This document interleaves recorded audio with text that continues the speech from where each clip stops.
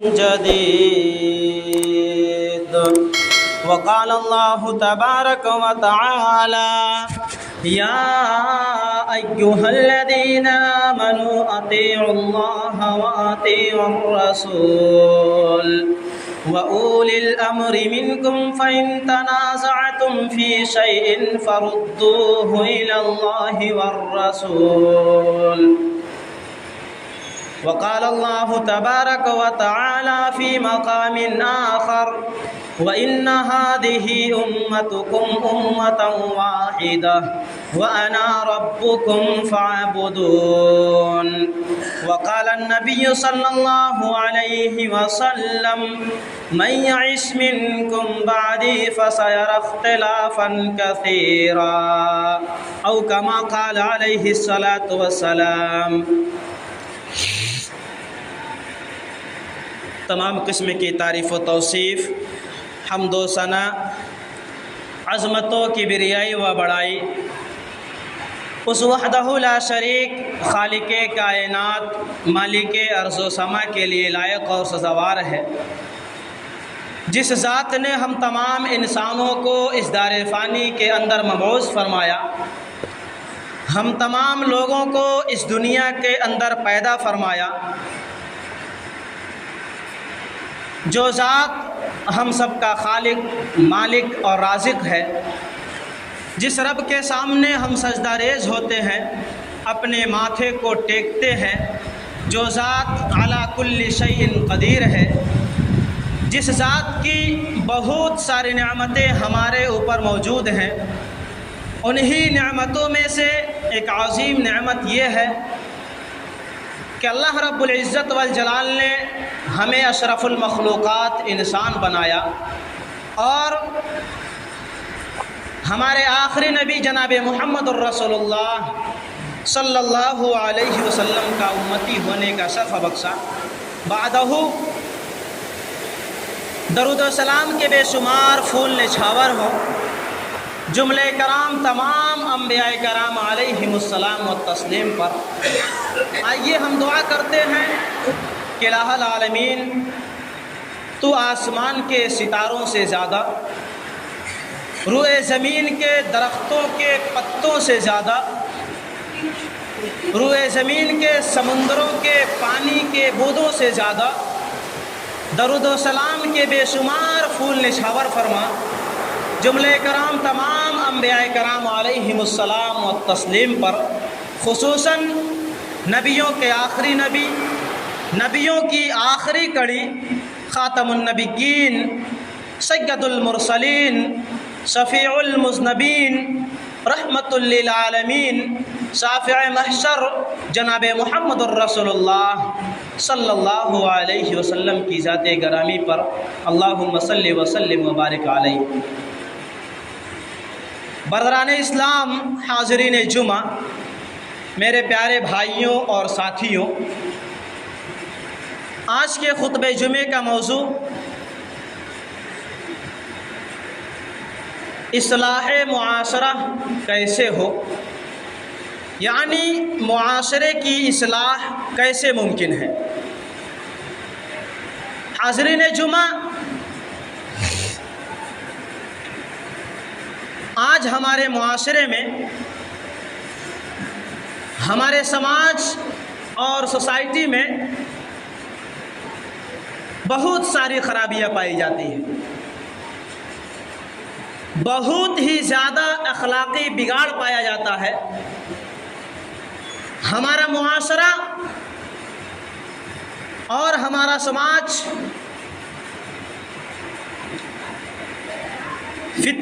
فتنہ اور فساد کا اڈا بن چکا ہے۔ ہم سب یہ بات اچھی طریقے سے جانتے ہیں کہ ہم کس قدر اخلاقی انحطاط کا شکار ہو چکے ہیں۔ تو میرے بھائیوں، سوال یہ ہے کہ ہم اپنے معاشرے کو، اپنے سماج کو، اپنی سوسائٹی کو اس فتنہ اور فساد سے کیسے بچا سکتے ہیں، اور اپنے معاشرے کی اصلاح، اپنے سماج کی درستگی کیسے ممکن ہے؟ تو اس کا جواب یہ ہے کہ ہمیں یہ دیکھنا ہوگا کہ اس امت کا اولین اسلامی معاشرہ، اس امت کا سب سے پہلا اسلامی معاشرہ جس کو نبی اکرم علیہ السلام نے مدینہ منورہ میں تشکیل دیا تھا، اس کی کیا خصوصیات تھی جن خصوصیات کی بنا پر وہ معاشرہ ایک اسلامی معاشرہ بن گیا تھا۔ اور یہ بات کسی بھی انسان سے مخفی نہیں ہے کہ کسی بھی معاشرے کی اصلاح یا سماج کی درستگی اس وقت تک ممکن نہیں جب تک کہ وہ حضور اکرم علیہ السلام کے تشکیل کردہ اولین اسلامی معاشرے کی خصوصیات کو مد نظر رکھتے ہوئے اپنے معاشرے کی اصلاح نہ کرے، اپنے سماج کی درستگی نہ کرے، اپنے سوسائٹی کی اصلاح نہ کرے۔ حاضرین جمعہ، آئیے میں اختصار کے ساتھ ان خصوصیات کا تذکرہ کرتا ہوں اور اسی کی روشنی میں اپنے بگڑے ہوئے معاشرے کی، سماج اور سوسائٹی کی اصلاح کرنے کی کوشش کروں گا۔ حاضرین جمعہ، سب سے پہلی خصوصیت شرک سے براءت اور لا تعلقی کا اعلان کرنا۔ اسلامی معاشرے کی سب سے پہلی خصوصیت یہ ہے کہ اسلامی معاشرے میں بسنے والے تمام لوگ، اسلامی معاشرے کے باشندے بحیثیت مسلمان اس بات کے پابند ہوتے ہیں کہ وہ ایک اللہ رب العالمین کی عبادت کرے، ایک اللہ رب العالمین کے سامنے اپنے ماتھے کو ٹیکے، ایک اللہ رب العالمین کے سامنے اپنے ہاتھوں کو اٹھائے، اللہ رب العالمین کے ساتھ کسی کو شریک نہ کرے، کسی کو اس کے ساتھ ساجھی نہ بنائے، اور اگر شرک کی نوبت آ جائے تو اس سے لا تعلقی اور برات کا اعلان کر دے۔ یہی چیز ہمیں حضور اکرم علیہ السلام سے ملتی ہے۔ جب ہم آپ صلی اللہ علیہ وسلم کی سیرت کا مطالعہ کرتے ہیں، ان کی زندگی کا مطالعہ کرتے ہیں، تو ہمیں یہ معلوم ہوتا ہے کہ آپ نے اسلامی معاشرے کی بنیاد ہی کلمہ توحید کے اقرار پر رکھی تھی، اور آپ نے اپنی دعوت کا آغاز بھی، اپنی دعوت کی شروعات بھی کلمہ توحید ہی سے کیا تھا۔ وہ جملہ کیا تھا؟ قولوا لا الہ الا اللہ تفلحوا، کہ تم لا الہ الا اللہ کہہ دو، کامیاب ہو جاؤ گے، فلاح پا جاؤ گے۔ میرے بھائیوں، ہر طرح کی عبادت صرف اور صرف اللہ رب العالمین کے لیے ہونی چاہیے، تمام عبادات صرف اور صرف اللہ رب العالمین کے لیے وارد ہونی چاہیے۔ لیکن آج کا ایک مسلمان بندہ جو کلمہ توحید کا اقرار بھی کرتا ہے، اللہ رب العالمین کے علاوہ غیروں کی عبادت بھی کرتا ہے۔ میرے بھائیوں، چاہے وہ عبادت نماز ہو، روزہ ہو، حج ہو، زکوٰۃ ہو، استعانہ ہو، استغاثہ ہو، خوف و خشیت ہو، یعنی اللہ رب العالمین تمام عبادات میں اس کی ذات وحدہ لا شریک ہے، اس کے ساتھ کوئی شریک نہیں، اس کا کوئی دوسرا نہیں، اس کا کوئی ساجی نہیں۔ میرے بھائیوں، کلمہ توحید کا یہی مفہوم جب حضور اکرم علیہ السلام نے مکہ مکرمہ مشرکین مکہ کے سامنے پیش کیا تو وہ کہنے لگے، اجعل الآلہۃ الہا واحدا ان ھذا لشیء عجاب، کیا اس نے اتنی معبودوں کی جگہ ایک ہی معبود بنا دیا ہے؟ یہ تو بڑی عجیب بات ہے۔ یعنی مشرکین مکہ کے لیے اس بات کو سمجھنا بڑا ہی مشکل تھا، کیونکہ وہ 360 بتوں کی عبادت کرنے والے تھے، ان کو نفع اور نقصان کا مالک سمجھنے والے تھے، اسی لیے وہ ان کے ذہن میں ان کے لیے یہ بات ناسمجھ تھی کہ ایک ہی وقت میں ایک معبود کو ہم کیسے تسلیم کر لیں، ایک معبود کو ہم کیسے مان لیں کہ اللہ رب العزت والجلال ایک ہے۔ چنانچہ فوراً مشرکین مکہ یہ اعلان کرتے ہیں، اِنَّا لَتَارِكُو آلِهَتِنَا لِشَاعِرٍ مَجْنُونٍ، کہ کیا ہم ایک دیوانے کی بات پر، ایک مجنون کی بات پر، ایک پاگل کی بات پر ہم اپنے معبودوں کو چھوڑ دیں، ہم 360 معبودوں کی عبادت کو ترک کر دیں؟ میرے بھائیوں، آج ہمارے معاشرے میں، آج ہمارے سوسائٹی اور سماج میں شرک انتہائی بھیانک صورت میں موجود ہے۔ وہ مقامات جہاں پہ اللہ رب العالمین کی عبادت ہونی چاہیے، جہاں پہ اللہ رب العالمین کے سامنے اپنے ہاتھوں کو اٹھانا چاہیے، وہاں غیر اللہ کی عبادت کی جاتی ہے، غیر اللہ کے سامنے اپنے ہاتھوں کو اٹھایا جاتا ہے، اس سے اپنی مرادیں مانگتے ہیں، اپنی فریاد رسی کرتے ہیں، اس کے درگاہوں پر جا کر چادریں چڑھاتے ہیں، اللہ رب العالمین کے علاوہ کسی اور کو پیر اور دستگیر سمجھتے ہیں۔ میرے بھائیوں، شرک سے اللہ رب العزت والجلال ناراض ہوتا ہے۔ शिर्क से अल्लाह रब्बुल आलमीन नाराज़ होता है, और जिस कौम से, जिस इंसान से अल्लाह रब्बुल इज़्ज़त वल जलाल नाराज़ हो जाए, वह कौम कैसे तरक्की कर सकती है मेरे भाइयों? वह कौम कैसे तरक्की की राह पर गामज़न हो सकती है, और वह कौम कैसे ऊंचाइयों पर, बुलंदियों पर और दौलत व सरवत के मनाजिल तय कर सकती है? और अगर ये कौम किसी मुआशरे का हिस्सा बनती है तो मुआशरा कैसे तरक्की कर सकता है, और उस मुआशरे की इस्लाह कैसे हो सकती है, उस मुआशरे के दुरुस्तगी नहीं हो सकती है। यकीनन मेरे भाइयों, ये गौर व फिक्र करने वाली बात है, ये सोचने वाली बात है। तो इस्लामी मुआशरे की सबसे पहली खुसूसियत, इस्लामी मुआशरे में बसने वाले तमाम लोग एक अल्लाह रब्बुल आलमीन की इबादत करने वाले होते हैं। दूसरी खुसूसियत, इताअत और फरमाबरदारी। इस्लामी मुआशरे के बाशिंदे बहैसियत मुसलमान इस बात के पाबंद होते हैं कि अगर वो इताअत और फरमाबरदारी करते हैं, अगर वो किसी से मोहब्बत करते हैं, तो इताअत और फरमाबरदारी सिर्फ़ और सिर्फ अल्लाह रब्बुल आलमीन के लिए और उसके आखिरी रसूल जनाब मुहम्मद रसूलुल्लाह के लिए होनी चाहिए। यानी मोहब्बत सिर्फ़ और सिर्फ अल्लाह ताला के लिए और उसके आखिरी रसूल जनाब मुहम्मद रसूलुल्लाह सल्लल्लाहु अलैहि वसल्लम के लिए, और उनकी नाफरमानी से इज्तिनाब करना चाहिए, उनकी नाफरमानी से परहेज़ करना चाहिए, उनकी नाफरमानी से बचना चाहिए। अल्लाह रब्बुल आलमीन इरशाद फरमाता है, वातिउल्लाह वातिउर रसूल वहज़रू, कि तुम अल्लाह रब्बुल आलमीन की इताअत करो, रसूल अकरम अलैहिस्सलातु वस्सलाम की इताअत करो, वहज़रू, और उनकी नाफरमानी से बचो, उनकी नाफरमानी से इज्तिनाब करो। दूसरी जगह अल्लाह रब्बुल आलमीन बयान फरमाता है, या अय्युहल्लज़ीना आमनू अतीउल्लाह व अतीउर रसूल वला तुबतिलू अअमालकुम,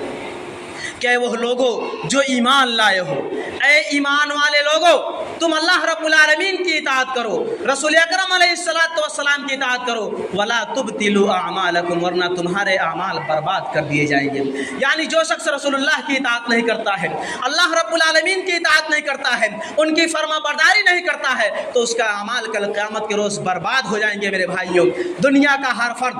दुनिया का हर एक इंसान अपने मालिक से मोहब्बत का दावेदार होता है,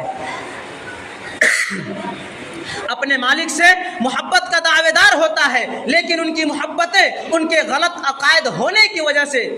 नापायदार होती हैं, बेबुनियाद होती हैं। इसी तरह एक मोमिन बशर, एक मोमिन इंसान भी मोहब्बत इलाही का मुद्दई होता है, अल्लाह रब्बुल आलमीन से मोहब्बत का दावेदार होता है। लेकिन हमें देखना यह है कि अल्लाह रब्बुल आलमीन से मोहब्बत का मयार और कसौटी क्या है। तो उसके लिए मेरे भाइयों, अल्लाह रब्बुल इज़्ज़त वल जलाल ने एक मयार और कसौटी बनाया है, और वो बादशाह रब्बानी, कुल इन कुंतुम तुहिब्बूनल्लाह फत्तबिऊनी युहिब्बुकुमुल्लाह व यगफिर लकुम ज़ुनूबकुम। कि नबी आप फरमा दीजिए, आप कह दीजिए कि अगर तुम सही मानों में अल्लाह रब्बुल इज़्ज़त वल जलाल से मोहब्बत के दावेदार हो, अगर तुम सही मानों में अल्लाह रब्बुल आलमीन से मोहब्बत के दावेदार हो, फत्तबिऊनी, तो तुम मेरी इत्तिबा करो, तुम मेरे नक्शे कदम पर चलो, तुम मेरे तरीक़े को हर हाल में अपनाओ, चाहे वो तरीक़ा इबादत का हो, चाहे वो तरीक़ा अक़ायद का हो, चाहे वो तरीक़ा अदल व इंसाफ का हो, चाहे वो तरीक़ा अदल मसावात का हो, खां तुम्हारी सियासत और क़यादत या सियादत और रहनुमाई का मैदान हो, गर्ज़ ये कि तुम्हारी ज़िंदगी का कोई भी शोबा हो वो मेरी इत्तिबा के दायरे में रह करो। और जब तुम अपनी ज़िंदगी को, जब तुम अपनी जीवन को मेरी इत्तिबा के दायरे में रहकर गुजारोगे, तो ऐसी सूरत में युहिब्बुकुमुल्लाह, अल्लाह रब्बुल इज़्ज़त वल जलाल तुमसे मोहब्बत करेगा, अल्लाह रब्बुल आलमीन तुमसे मोहब्बत करेगा। यानी अल्लाह रब्बुल आलमीन का करम व फैज़ान तुम पर इस सूरत में नाजिल होगा और इस सूरत में ज़ाहिर होगा कि अल्लाह रब्बुल आलमीन तुमसे मोहब्बत करने लगेगा, और फिर उसके बाद यग़फ़िर लकुम ज़ुनूबकुम, तुम्हारे गुनाहों को माफ़ कर देगा, तुम्हारे गुनाहों को बख्श देगा। मेरे भाइयों, किसी शायर ने कहा है कि मोहम्मद से वफ़ा तूने तो हम तेरे हैं, ये जहाँ चीज़ है क्या लौह कलम तेरे हैं। मेरे भाइयों, हुज़ूर अकरम अलैहिस्सलातु वस्सलाम की इताअत के लिए, उनकी फरमाबरदारी के लिए उनसे मोहब्बत लाजमी है। अगर सही मानों में हुज़ूर अकरम अलैहिस्सलातु वस्सलाम से मोहब्बत होगी तो उसका लाजमी नतीजा आपके अमाल से नज़र आएगा। क्योंकि और वह मोहब्बत भी कैसी कि दुनिया के तमाम लोगों में सबसे ज़्यादा होनी चाहिए। याद रखिए कि मोहब्बत नबी सल्लल्लाहु अलैहि वसल्लम जुज़्ए ईमान है, ईमान का एक हिस्सा है। अगर किसी बंदे के दिल में रसूल अकरम अलैहिस्सलातु वस्सलाम की मोहब्बत नहीं है तो اس کا ایمان عند اللہ قابل قبول نہیں ہے، اگر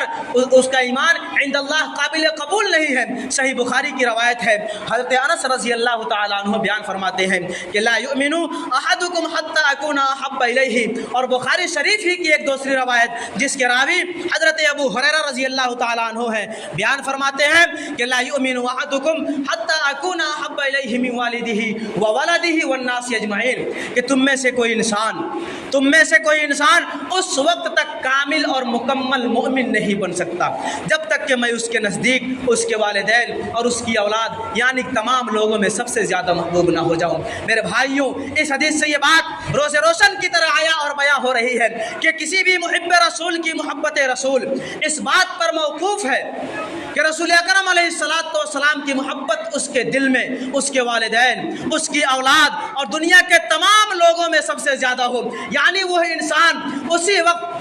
انسان اپنے دعوائے محبت نبوی میں اسی وقت صادق مانا جائے گا، اسی وقت سچا مانا جائے گا جبکہ رسول اکرم علیہ السلام کی محبت کے سامنے اپنے والدین کی محبت کو، اپنی اولاد کی محبت کو، دنیا کی تمام لوگوں کی محبتوں کو رسول اکرم علیہ السلام کی محبت کے سامنے ہیچ جانے اور کبھی اس سے تصادم کی نوبت آ جائے تو اس سے دستبردار ہو جائے۔ اگر ایسا نہیں تو وہ انسان مومن صادق اور مومن سچا نہیں میرے بھائی۔ لیکن آج ہم اور ہمارے اعمال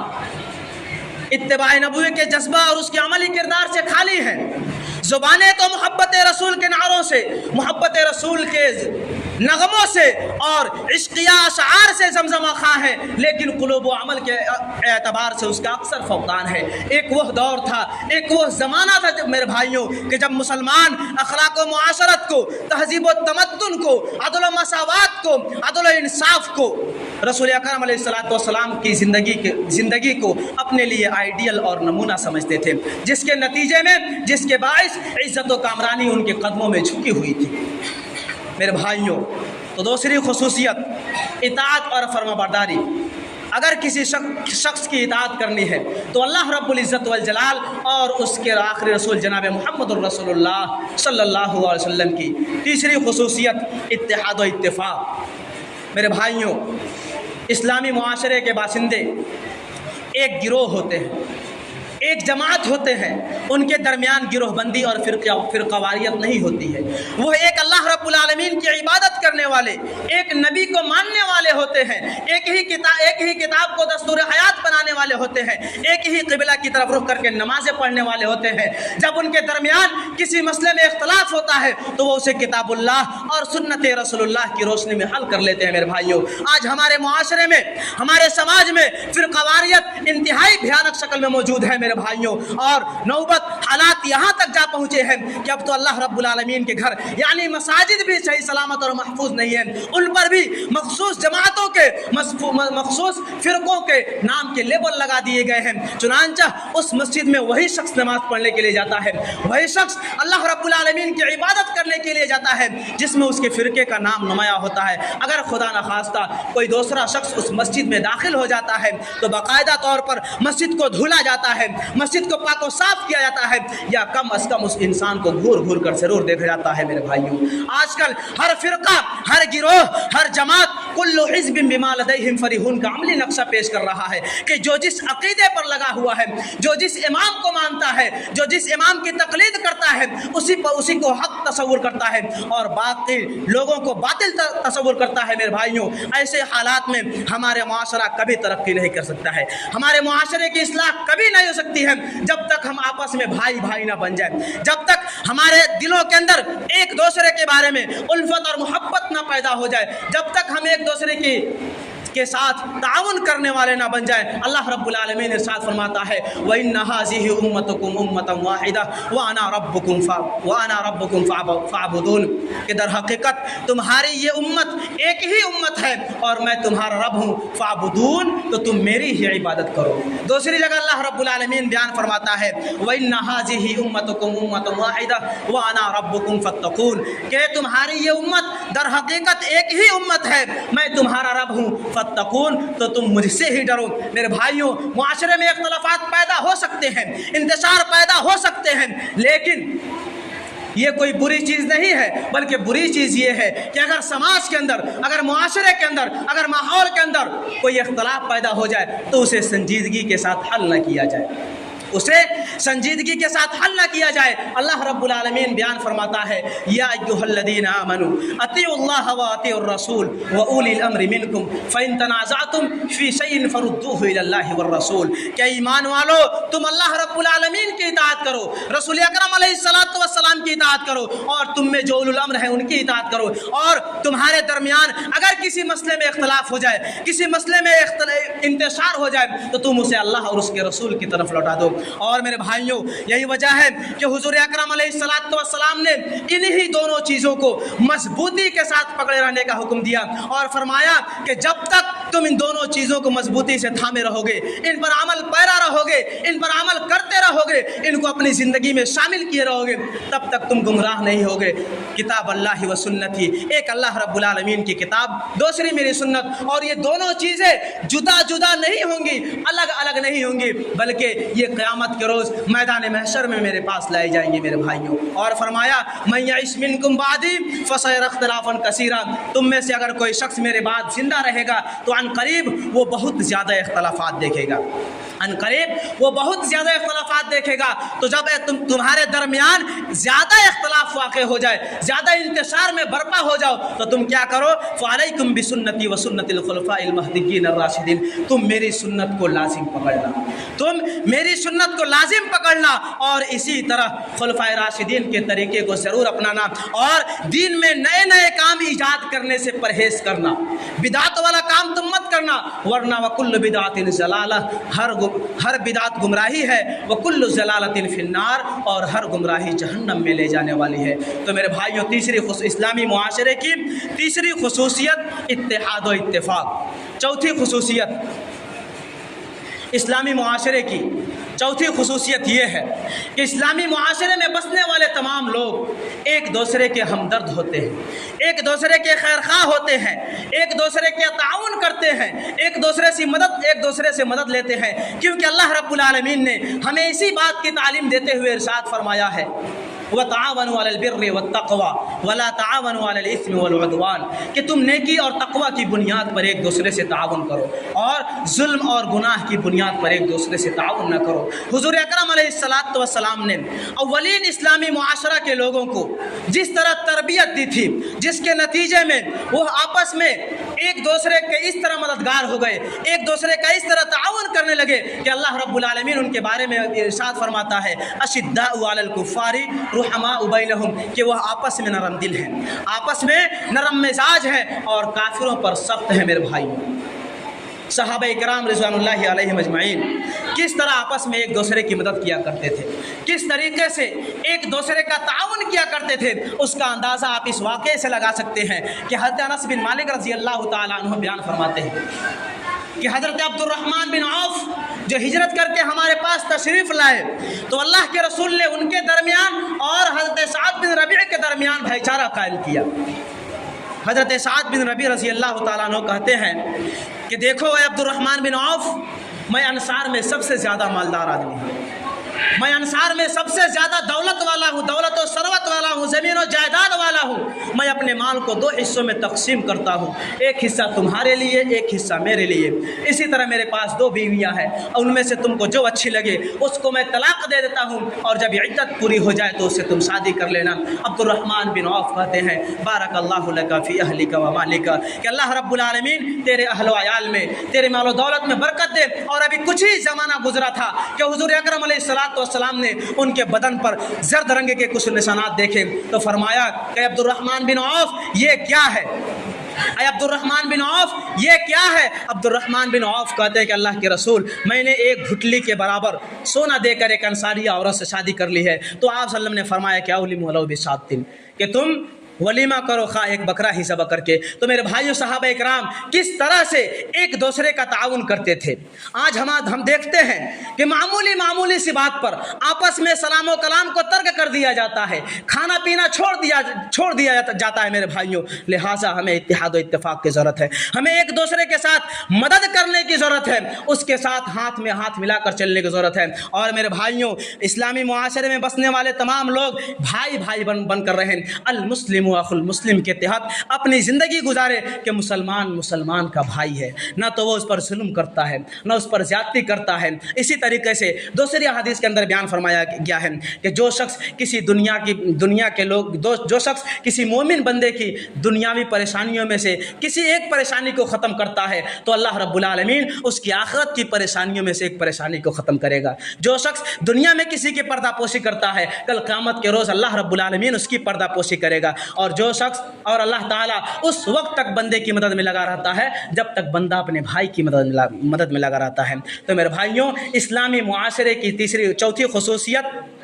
एक दूसरे के साथ खैरखाही का मामला करना, एक दूसरे के साथ ताउन करना। आखिर में अल्लाह रब्बुल आलमीन से दुआ है कि अल्लाह रब्बुल आलमीन तू हम तमाम लोगों को शिर्क से दूर रख। इलाहुल आलमीन तू हम तमाम लोगों के हालात पर रहम फरमा। इलाहुल आलमीन तू हमारे अंदर इत्तेहाद व इत्तेफाक पैदा फरमा। इलाहुल आलमीन तू हमारी ख़राबियों को इस्लाह करने की तौफ़ीक़ अता फरमा। अक़ूलु क़ौली हाज़ा वस्तग़फ़िरुल्लाह ली व लकुम व लिसाइरिल मुस्लिमीन वस्तग़फ़िरूहु इन्नहु हुवल गफ़ूरुर रहीम व आख़िरु दावाना अनिल हम्दुलिल्लाहि रब्बिल आलमीन।